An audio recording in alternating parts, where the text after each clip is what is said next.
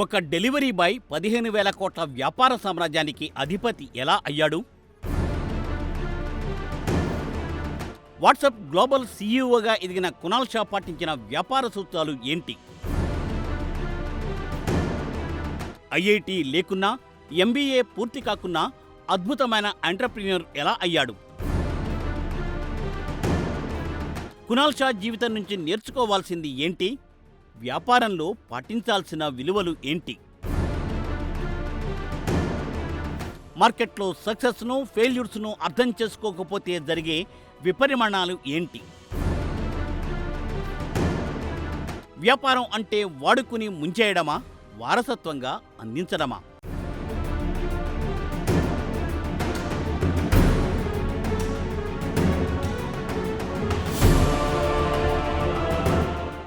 వ్యాపారం పైకి చూస్తే చాలా సింపుల్గా కనిపిస్తుంది. తరచి చూస్తే ఎప్పటికీ అర్థం కాని ఓ బ్రహ్మ పదార్థంగా గోచరిస్తుంది. నిజానికి ఇది సింపుల్ కాదు. అలాగని అర్థం కానిది కూడా అంతకంటే కాదు. ఇది ఎంతో నిలకడగా చేసే ఒక సాహసోపేతమైన ప్రక్రియ. సరిగ్గా అర్థం చేసుకుంటే మార్కెట్ అనేది ఓ ప్రయోగశాల కూడా. ప్రయోగశాలలో జరిగే ప్రక్రియ అంతా ప్రయోగమే. ఏం చేస్తే ఎలాంటి ఫలితం వస్తుంది అనేది మార్కెట్ అనే ల్యాబొరేటరీలో జరిగే ప్రక్రియ. అనుకున్నది జరిగితే సక్సెస్ అంటారు, అనుకోనిది జరిగితే ఫెయిల్యూర్గా భావిస్తారు. అయితే వ్యాపారంలో అనుకోనిది జరిగినంత మాత్రాన దాన్ని ఫెయిల్యూర్గా చూడకూడదు అంటారు అనుభవజ్ఞులు. మరో ప్రయోగానికి సిద్ధం కావాలని వారు సూచిస్తారు. అలా స్థిరంగా నిలదొక్కున్నవాడు మాత్రమే వ్యాపారవేత్తగా రాణిస్తాడు. అలాంటి వారే ప్రపంచ ఆర్థిక సామ్రాజ్యాలను కూడా శాసించగలరు. అలాంటి ప్రపంచ స్థాయి ఎంటర్‌ప్రెన్యూర్‌గా ఎదిగిన ఒకానొక సామాన్యమైన భారతీయ కుర్రాడే కునాల్ షా.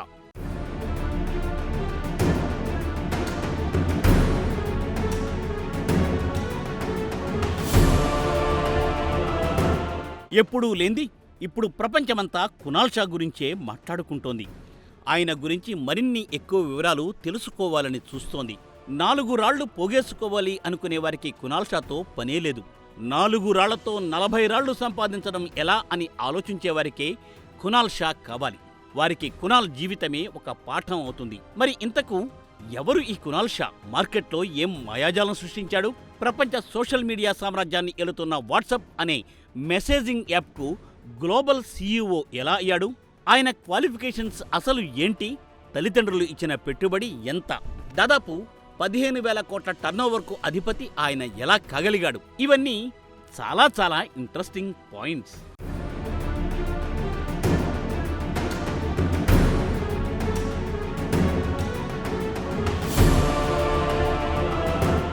కునాల్ తండ్రి ముంబైలో ఫార్మాస్యూటికల్ డిస్ట్రిబ్యూషన్ చేసేవాడు. అంటే మందు బిళ్ళలు, టాబ్లెట్ స్ట్రిప్స్, సిరప్స్ను ఉత్పత్తిదారుల దగ్గర తీసుకుని హాస్పిటల్స్కు, మందుల దుకాణాలకు సప్లై చేయడం అన్నమాట. చిన్న మధ్యతరగతి వ్యాపారవేత్త కమిషన్ బేస్డ్గా చేసే చిన్నపాటి వ్యాపారం అన్నమాట. ఈ చిన్న వ్యాపారంలో నెల నెల ఎంత ఆదాయం వస్తుందో తెలుసుకోవడం పెద్ద కష్టం కానే కాదు. అలా కునాల్ 15 సంవత్సరాల వయసులో ఉన్నప్పుడు కుటుంబం తీవ్రమైన ఆర్థిక సంక్షోభాన్ని ఎదుర్కోవాల్సి వచ్చింది. తండ్రి చేసే డ్రగ్స్ డిస్ట్రిబ్యూషన్ వ్యాపారం దివాలా తీసింది. భారీ అప్పులు తయారయ్యాయి. ఉన్న ఇల్లు కూడా అప్పుల్లో పోయింది. ఫార్మాస్యూటికల్ డిస్ట్రిబ్యూషన్లో వచ్చే సాధారణ ఒడిదుడుకులను కూడా వారి కుటుంబం తట్టుకోలేకపోయింది. అవుట్ స్టాండింగ్ పేమెంట్స్ పెరిగిపోవడం, పెద్ద డిస్ట్రిబ్యూటర్స్ నుండి కాంపిటీషన్, క్యాష్ ఫ్లో తగ్గిపోవడం వల్ల బిజినెస్ కొనసాగించడం కష్టతరంగా మారింది. అందువల్ల ఆ కుటుంబం నానా కష్టాల పాలైంది.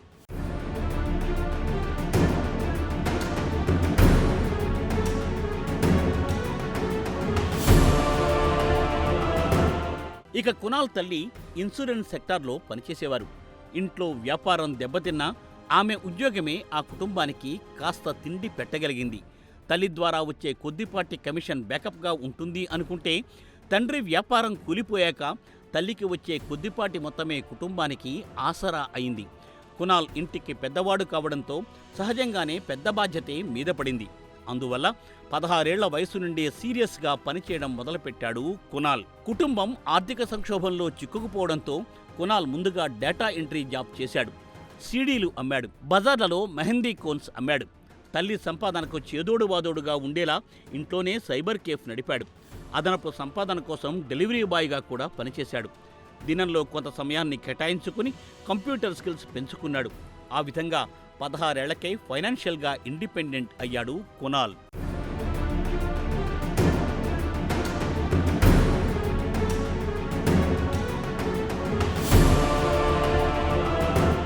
కునాల్ తొలుత ఇంజనీరింగ్ లేదా మెడిసిన్ చదవాలి అనుకున్నాడు. కానీ కుటుంబం ఉన్న కండిషన్ వల్ల కొంత టైం పనిచేయక తప్పలేదు. అందువల్ల అడ్మిషన్ తీసుకోలేకపోయాడు.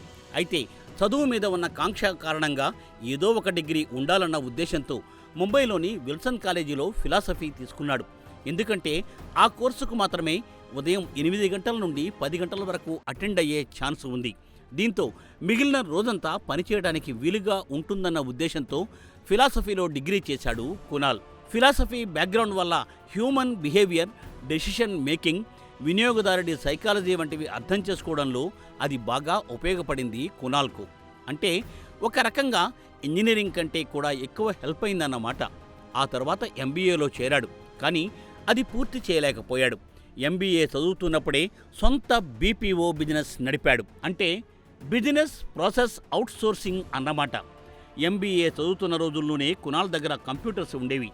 డేటా ఎంట్రీ చేసిన అనుభవం కూడా ఉంది. దాన్నే బిజినెస్గా మార్చాడు.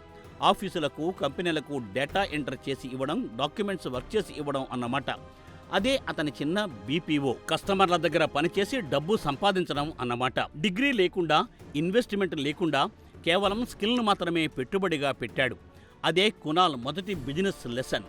దాన్నే ఓ వ్యాపార సూత్రంగా చెబుతాడు. మనుషులకు సమస్యలు ఉన్నప్పుడు వాటికి సొల్యూషన్స్ ఇస్తే డబ్బు వస్తుంది. ఇదే ఆయన నేర్చుకున్న తొలి వ్యాపార పాఠం.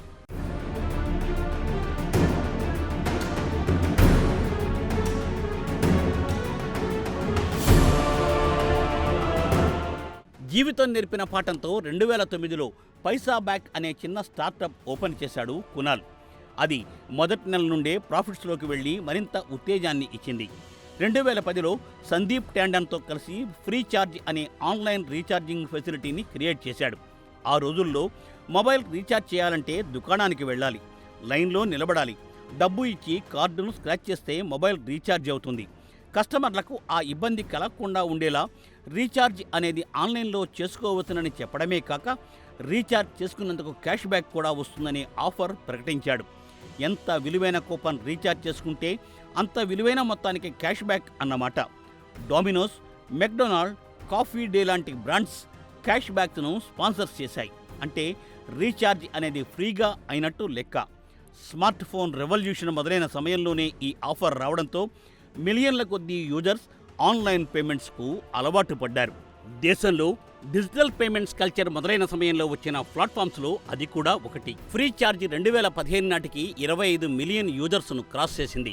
అందుకే దాన్ని స్నాప్డీల్ 2800 కోట్లకు కొనుగోలు చేసింది. డెలివరీ బాయ్గా మొదలుపెట్టిన వ్యక్తి $450 మిలియన్ డీల్లో పార్ట్నర్ అయ్యాడు. బిజినెస్లో సక్సెస్ అయ్యే కిటుకు ఎక్కడుందో కునాల్ పట్టేశాడు. అందుకే క్లిక్ అయ్యాడు. అదే పంథా ఇప్పటికీ ఫాలో చేస్తున్నాడు.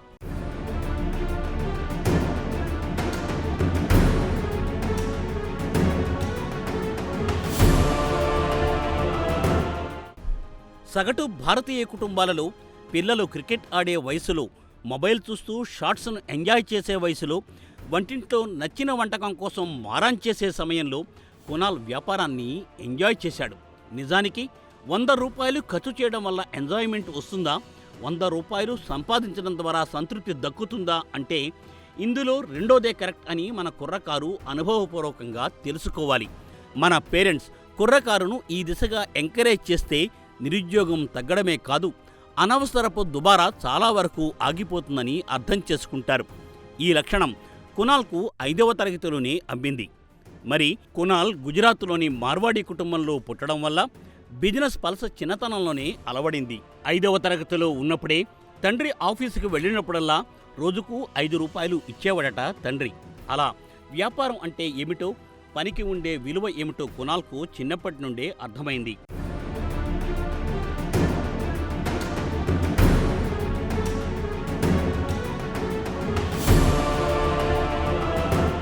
ఆ తర్వాత 2018లో CREDని స్టార్ట్ చేశాడు కునాల్. మరి CRED అంటే ఏంటి? ముందుగా ఇందులోని స్ట్రాటజీని అర్థం చేసుకోవాలి. ఒక్క మాటలో చెప్పాలంటే క్రెడిట్ కార్డు బిల్లు పే చేస్తే రివార్డ్స్ వస్తాయి. ఇది చాలా సింపుల్గా కనిపిస్తుంది, కానీ దాని వెనుక చాలా లోతైన లాజిక్ ఉంది.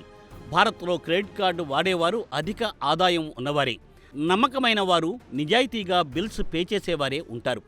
వీరందరినీ ఒకే ప్లాట్ఫామ్లో బిల్స్ పే చేసేలా చేయడమే సిఆర్ఈడి స్ట్రాటజీ. మొదట్లో ఇన్వెస్టర్లు నవ్వారు, అనలిస్టులు కూడా సందేహించారు. కానీ కునాల్ వదల్లేదు. ఎందుకంటే మార్కెట్లో అతను కస్టమర్ల మైండ్ సెట్ను బాగా అర్థం చేసుకున్నాడు. అందువల్లే సిఆర్ఈడి ప్లాట్ఫామ్ సక్సెస్ అయింది. ఫలితంగా నేడు క్రెడ్లో 17 మిలియన్ల యాక్టివ్ యూజర్స్ ఉన్నారు. భారత్లో జరిగే మొత్తం క్రెడిట్ కార్డు బిల్స్ పేమెంట్స్లో 40% కంటే ఎక్కువ సిఆర్ఈడి క్రెడ్ ద్వారానే జరుగుతున్నాయి. Money lending, insurance, payments, wealth products ఇలా అన్నీ కూడా ఆ తర్వాత యాడ్ అయ్యాయి. తాజాగా మెటా పెట్టుబడి తర్వాత దాని వాల్యుయేషన్ $4.5 బిలియన్ ఎగబాకిందని మార్కెట్ రంగ నిపుణులు అంచనా వేస్తున్నారు.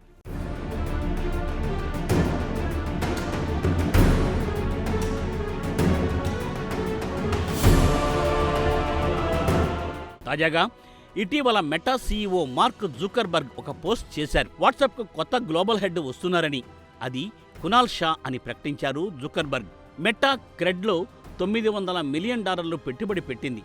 7 ఏళ్ల పాటు వాట్సాప్ నడిపించిన విల్ కాథ్కార్ట్ స్థానంలో కునాల్ వచ్చాడు. వాట్సాప్కు ప్రపంచవ్యాప్తంగా 300 కోట్లకు పైగా యూజర్స్ ఉన్నారు. ఒక్క భారత్లోనే 50 కోట్ల మంది యూజర్స్ దీన్ని డైలీ ఉపయోగిస్తున్నారు. అలాంటి యాప్కు నేడు ఒక ఇండియన్ సీఈఓ వచ్చాడన్నమాట.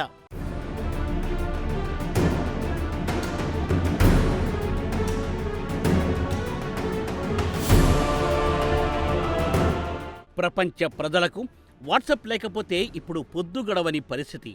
ఎంతమంది ఉపయోగిస్తే అంత పెద్ద బిజినెస్ అన్నమాట. ఇప్పటి వరకు ఇలా ఉన్న వాట్సాప్ ఇప్పుడు కునాల్ డైరెక్షన్లో ఇకపై ఎలాంటి కొత్త ఫీచర్స్ ప్రవేశపెడుతుంది, ఇంకా ఎంతమందికి దాని అవసరాలను క్రియేట్ చేస్తుంది, ఎంత పెద్ద మొత్తంలో బిజినెస్ అవకాశాలను సృష్టిస్తుంది, కస్టమర్లకు ఎలాంటి వల విసురుతుంది అనేది చూడాల్సి ఉంది. అయితే కునాల్ ట్రాక్ రికార్డ్, ఆయన మీద ఉన్న విశ్వాసంతో మార్క్ జుకర్బర్గ్ ఏమన్నాడంటే, కునాల్కి బిల్డర్ మెంటాలిటీతో పాటు గ్లోబల్ పర్స్పెక్టివ్స్ ఈ రెండూ కూడా ఉన్నాయి అని. వాట్సాప్ను payments, commerce, artificial intelligence AI వైపు తీసుకువెళ్లడానికి ఆయనే సరైన వ్యక్తి అని జుకర్బర్గ్ ఆశాభావం వ్యక్తం చేశాడు. ఇప్పుడు ప్రపంచవ్యాప్తంగా టెలిగ్రామ్ వంటి ఇతర మెసేజింగ్ యాప్స్ దూసుకెళ్తున్న తరుణంలో కునాల్ ఆధ్వర్యంలో వాట్సాప్ ఇంకా ఎలాంటి పోటీ ఇస్తుంది, ఎలాంటి ఆఫర్స్తో ముందుకు వస్తుంది, ఎంతమంది బిగ్ షాట్స్ ద్వారా పెట్టుబడిని ఆకర్షిస్తుంది అనేది రానున్న రోజుల్లో తేలుతుంది.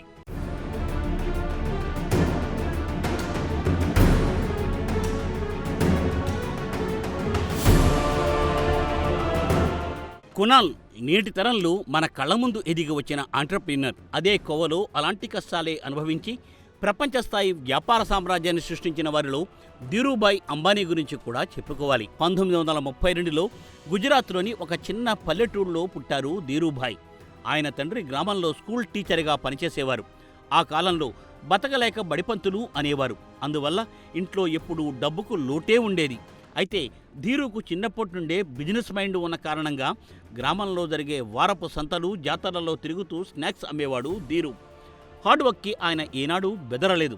బిజినెస్ ఎలా పనిచేస్తుందో నేర్చుకోవాలనే ఆతృత సర్వత్రా వెంటాడుతూ ఉండేది ఆయన్ను. ఈ క్రమంలో 1950లలో 17 ఏళ్ల వయసులోనే ధీరూభాయ్ బ్రిటిష్ అధీనంలో ఉండే ఆడెన్కు వెళ్ళాడు. ఇది గల్ఫ్ కంట్రీ అయిన యెమెన్లో భాగం. అక్కడ బెస్సీ అండ్ కంపెనీలో క్లర్క్గా పనిచేశాడు ఆయన. Trading, accounting, international business skills నేర్చుకున్నాడు. స్పైసెస్, టెక్స్టైల్ ట్రేడ్ రహస్యాలు ధీరుకు అర్థమయ్యాయి. తనకు తెలిసిన పాత ట్రేడింగ్ సిస్టంలో లోపాలేంటో గ్రహించాడు ఆయన. ఇన్నోవేటివ్గా ఆలోచించి అనేక వ్యాపార సూత్రాలను మెదడులో నిక్షిప్తం చేసుకుని ఇండియా తిరిగి వచ్చి రిలయన్స్ ఎంపైర్ నిర్మించాడు.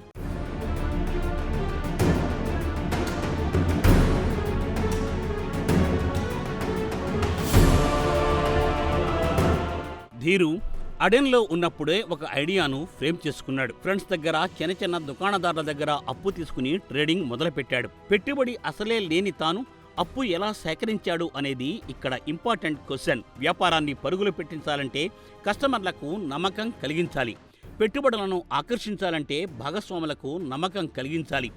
ఎటు చూసినా నమ్మకమే పెట్టుబడి. ఆ నమ్మకాన్నే బయటకు తీశాడు ధీరు. ఫ్రెండ్స్ దగ్గర, దుకాణదారుల దగ్గర 500 రూపాయలు అప్పుగా సేకరించాడు. ఆ రోజులలో 500 రూపాయలు అంటే 5 లక్షలతో సమానంగా భావించాలి. అప్పు తీసుకునేటప్పుడు ధీరుభాయ్ ఇచ్చిన మాట ఏంటంటే, ప్రాఫిట్స్ మనం పంచుకుంటాం, లాస్ అంతా నేను భరిస్తా అని.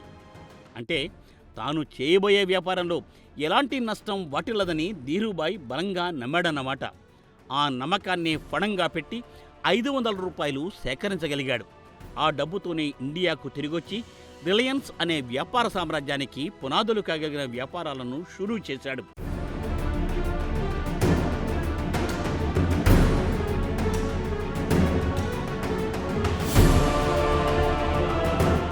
కేవలం 500 రూపాయలతో మొదలుపెట్టి టెక్స్టైల్ నుండి పెట్రోకెమికల్స్ వరకు, పెట్రోకెమికల్స్ నుండి టెలికాం వరకు, టెలికాం నుండి రిటైల్ వరకు ధీరుభాయ్ బిజినెస్ జర్నీ ఎక్కడా ఆగలేదు. తన ప్రయాణాన్ని నిరంతరం కొనసాగించడానికి ఆయన నమ్మిన సూత్రం ఏంటంటే, మీ స్వప్నాన్ని మీరే నిర్మించుకోకపోతే వేరెవరో మిమ్మల్ని తన స్వప్నం నిర్మించుకోవడానికి ఉపయోగించుకుంటారు అని. చిన్నతనంలో పూర్తిగా పేదరికం అనుభవించినా ఆయన మనసులో పేదరికం ప్రవేశించలేదు. దాన్ని దరిచేరకుండా ఉండటానికి నిరంతరం వ్యాపారాన్వేషణ చేశారు ధీరు. ఇది ఒక సాధారణమైన వ్యక్తి నిర్మించిన అసాధారణ వ్యాపార సామ్రాజ్యం. ఆ వ్యాపార వారసత్వాన్ని ఈవేళ ముఖేష్ అంబానీ అందుకుని ఆసియాలోని అతిపెద్ద శ్రీమంతుడిగా పేరు తెచ్చుకున్నారని గ్రహించాలి. మరోవైపు ధీరుభాయ్ చిన్న కుమారుడు అనిల్ అంబానీ వ్యాపారంలో ఎలా దివాలా తీశాడు అనేది వ్యాపార సూత్రాల ఆచరణలో ఉండే మరో కోణం. అది వేరే విషయం.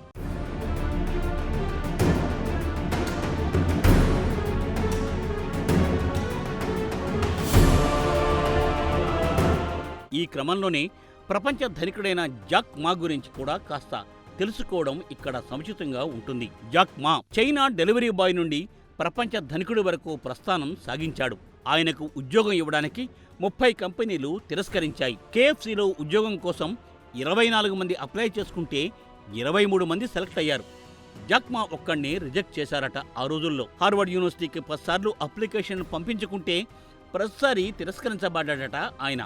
బ్రతుకు తెరువు కోసం పోలీసు ఉద్యోగమైనా చేసుకుందామని అప్లై చేస్తే అక్కడ కూడా నువ్వు పనికిరావు అని బయటకు గెంటేశారట. అడుగు పెట్టిన ప్రతి చోట రిజెక్ట్ అయితే సాధారణంగా ఎవరికైనా జీవితం మీద విరక్తి పుడుతుంది. కానీ జాక్ మాలో నైరాశ్యం అలుముకోలేదు. 1995లో అమెరికా వెళ్ళినప్పుడు మొదటిసారిగా ఇంటర్నెట్ చూశాడు. అప్పటికి చైనాలో ఇంకా ఇంటర్నెట్ పరిచయం కాలేదు. అప్పుడే జాక్ మనసులో ఒక ఆలోచన మెదిలింది. చైనాలో ఇది ఒకరోజు పెద్ద వ్యాపారమే అవుతుంది అనే స్పృహ కలిగింది. 1999లో తన చిన్న అపార్ట్మెంట్లో 17 మంది స్నేహితులతో కలిసి ఆలీబాబాను ప్రారంభించాడు.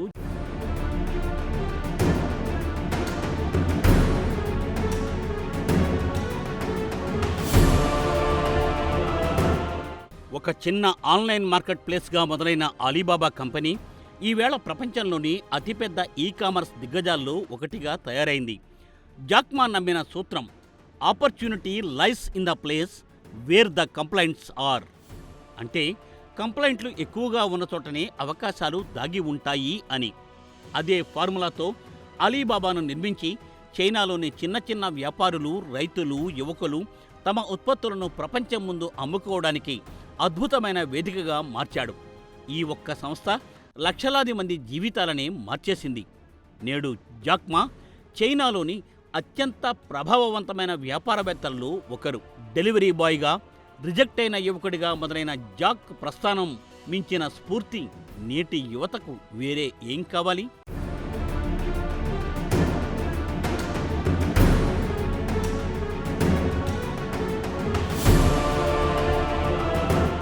ఇక పునాదులు సరిగ్గా లేని భవనం నిలబడినట్టే విలువలు, సూత్రాలు పాటించని వ్యాపారం కూడా పునాదులు లేని భవనంలాగే కూలిపోతుంది. అందుకు బైజూస్ అనే యాడ్టెక్ కంపెనీ గురించి ఇప్పుడు చెప్పుకోవాలి. భారత్లో యాడ్టెక్ రంగంలో ఒకప్పుడు అతిపెద్ద కంపెనీ బైజూస్. కోవిడ్ మహమ్మారి సమయంలో ఆన్లైన్ లెర్నింగ్ డిమాండ్ పెరగడంతో బైజూస్ వ్యాపారం ఆకాశాన్ని ముద్దాడింది. 2022లో కంపెనీ వాల్యుయేషన్ $22 బిలియన్ చేరుకుంది. దాదాపుగా 1.8 లక్షల కోట్లుగా చెప్పుకోవచ్చన్నమాట. ప్రపంచంలోనే అతి వాల్యుయబుల్ యాడ్టెక్ స్టార్టప్గా మారింది బైజూస్. ఇన్వెస్టర్లు క్యూలో నిలబడి మరీ డబ్బులు పెట్టడానికి సిద్ధపడ్డారు. దాని ఫౌండర్ బైజూ రవీంద్రన్ను ఎంటర్‌ప్రెన్యూర్ ఆఫ్ ద ఇయర్ వంటి టాప్ అవార్డ్స్తో కూడా సత్కరించారు. భారత స్టార్టప్ రంగానికే ఆయన రోల్ మోడల్ అయ్యాడు. బీసీసీఐతో క్రికెట్ స్పాన్సర్షిప్, ప్రముఖుల ఎండార్స్మెంట్స్ ఇలా అన్నీ సమకూరాయి. కానీ 2023-24 నాటికి అసలు నిజం బయటపడింది. ఉద్యోగుల జీతాలు నెలల తరబడి ఆగిపోయాయి. దీంతో అందులోని లొసుగులు ప్రపంచానికి తెలిసొచ్చాయి. పేరు ప్రఖ్యాతులను అనుసరించి అనేక కంపెనీలను భారీ ధరలకు కొనుగోలు చేశారు. కానీ అవి పెర్ఫార్మెన్స్లో విఫలమయ్యాయి. మరోవైపు అకౌంట్స్లో అనేక లోపాలు కనిపించాయి. ఆడిటర్లు రాజీనామా చేశారు.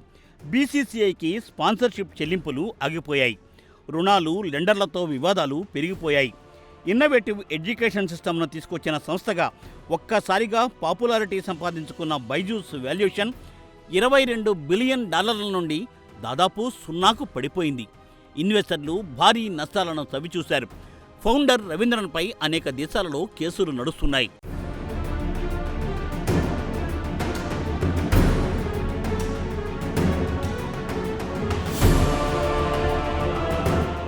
గవర్నెన్స్, ఆడిటింగ్, ఆర్థిక పారదర్శకత విషయంలో తగిన శ్రద్ధ చూపకపోవడమే బైజూస్ పతనానికి బాటలు వేసింది. అనేక కొనుగోళ్లు స్ట్రాటజిక్గా కాకుండా ఎమోషనల్ లేదా హైప్ ఆధారంగా చేశారని మార్కెట్ రంగ నిపుణులు చెబుతారు. ఫలితంగా బైజూస్పై ఇన్సాల్వెన్సీ ప్రక్రియ కొనసాగుతోంది. ఫౌండర్ రవీంద్రన్ చేతి నుండి ఆపరేషన్స్ తప్పించారు. కోర్టు నియమించిన పార్టీనే ఇప్పుడు బైజూస్ వ్యవహారాలు చూస్తోంది. కంపెనీ వాల్యూ సున్నాకి పడిపోయిన క్రమంలో ఇన్వెస్టర్లు కస్టమర్ల సొమ్ము ఎలా చెల్లించాలి అనే ప్రక్రియపై మల్లగుల్లాలు పడుతున్నారు. కంపెనీని ఆపరేషనల్ స్టేజ్కి తీసుకొచ్చి నడపడం సాధ్యమవుతుందా, లేక ఆస్తులు అమ్మేసి అప్పులు తీర్చడమా అనేది తేలాల్సి ఉంది. ఆ నిర్ణయం కోర్టు చేతుల్లో ఉంది. మొత్తానికి బైజూస్ నుండి తెలుసుకోవాల్సింది కేవలం ఒక కంపెనీ పతనం గురించి మాత్రమే కాదు, అది ఒక హెచ్చరిక.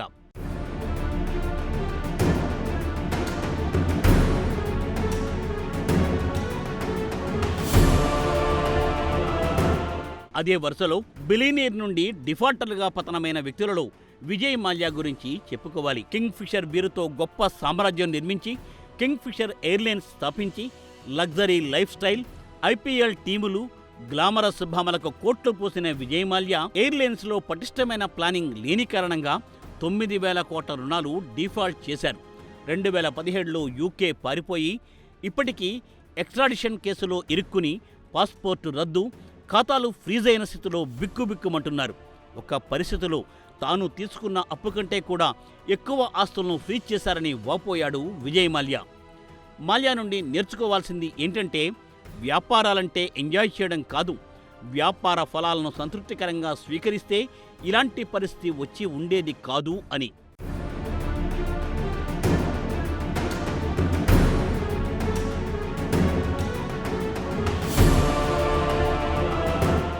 విజయ్ మాల్యా మాదిరిగానే దివాలా తీసిన వ్యక్తి ఆర్ సుబ్రహ్మణ్యన్. సుభిక్ష అనే సూపర్ మార్కెట్ రిటైల్ చైన్ స్థాపించి సంపూర్ణంగా దివాలా తీశాడు సుబ్రహ్మణ్యన్ ఐఐటి మద్రాస్, ఐఐఎం అహ్మదాబాద్లో చదువుకున్నాడు. 1977లో చెన్నైలో సుభిక్ష అనే సూపర్ మార్కెట్ రిటైల్ చైన్ ప్రారంభించాడు. కిరాణా సామాగ్రి, పండ్లు, కూరగాయలు, మందులు, మొబైల్ ఫోన్స్ను అతి తక్కువ ధరలకు అందుబాటులోకి తెచ్చాడు. దేశవ్యాప్తంగా దాదాపు 1600 అవుట్లెట్లతో భారతదేశంలోనే అతిపెద్ద రిటైల్ స్టోర్స్ చైన్గా అవతరించింది సుభిక్ష.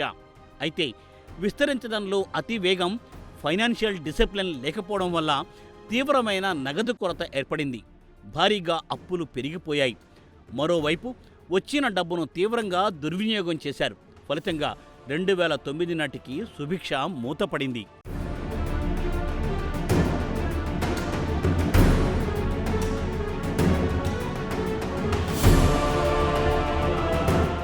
ప్రపంచ బిజినెస్ హిస్టరీని గమనిస్తే వ్యాపారాలు చాలామందే చేశారు. కానీ కొందరు మాత్రమే సామ్రాజ్యాలు నిర్మించారు. మిగిలిన కొందరు చేతులు ఖాళీ చేసేసుకున్నారు. అలా జరగకూడదంటే మేనేజ్మెంట్ పొజిషన్లో ఉండేవారు ప్రోడక్ట్ కంటే ప్రాబ్లమ్స్కి ఎక్కువ ఇంపార్టెన్స్ ఇవ్వాలి. ధీరుభాయ్ దగ్గర టెక్స్టైల్ ప్రోడక్ట్ ఉంది, కానీ అతడు చూసింది మిడిల్ క్లాస్ భారతీయుడు కొనగలిగే పాలిస్టర్ లేదు అనే ప్రాబ్లంను. అందువల్ల అక్కడ ఫోకస్ చేసి సక్సెస్ సాధించాడు ధీరుభాయ్. అలాగే కునాల్ షా దగ్గర పేమెంట్ యాప్ ఉంది, కానీ అతడి ఫోకస్ అంతా క్రెడిట్ కార్డు యూజర్స్ని ట్రస్ట్ చేసే సిస్టమ్ లేదు అనే సమస్యకు సాల్వేషన్ వెతకడానికి మార్గం దొరికింది. అందువల్ల సిఆర్ఈడీని సక్సెస్ బాట్లో నడిపించాడు కునాల్. జాక్మా కూడా కంప్లైంట్లకు పరిష్కారం చూపిన చోటనే అవకాశాలు పుట్టుకొస్తాయని చెప్పడం గమనించాలి మనం. అంటే కేవలం లాభాల కోసమే ఆశపడితే వ్యాపారం వృద్ధి చెందదు. ప్రజలకు ఉండే ఏ సమస్యను నువ్వు అడ్రస్ చేస్తావో ఆ వ్యాపారం సక్సెస్ అవుతుందని, ఆటోమేటిక్గా లాభాలు వస్తాయని విజేతల అనుభవాలు చెబుతున్నాయి.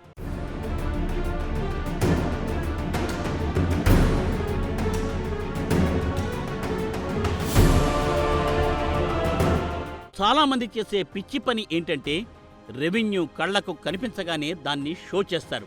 అంటే ఆఫీస్ పెంచేయడం, లైఫ్ స్టైల్ను షో చేయడం వంటివి అన్నమాట.